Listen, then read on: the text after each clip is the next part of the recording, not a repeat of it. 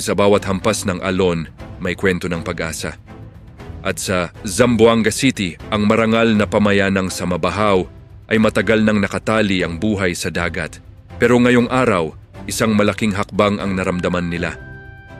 Dahil personal na naghatid si Pangulong Ferdinand R. Marcos Jr. ng mga bagong bangka gamit sa pangingisda at suportang pangkabuhayan para sa kanilang komunidad. Hindi ito simpleng tulong, ito ay tulay tungo sa mas maunlad at mas matatag na kabuhayan.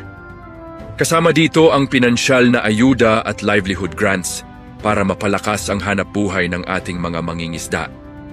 At higit pa dyan, isang bagong kalsadang nagdurugtong sa mahigit 5,000 kabahayan ang nagbukas ng mas mabilis at ligtas na landas papunta sa trabaho, paaralan at oportunidad. Inos, dito sa Sinunok, hindi lang bangka ang ibinigay, kundi bagong pag-asa. Hindi lang proyekto, kundi kinabukasan. Ito ang bagong Pilipinas, kung saan ang bawat Pilipino, mula lungsod hanggang baybayin, ay may puwang sa pag-unlad. Para sa Samabajaw ng Zamboanga, ang dagat ay kabuhayan. At ngayon, mas malawak ang kanilang paglalayag tungo sa mas maliwanag na bukas.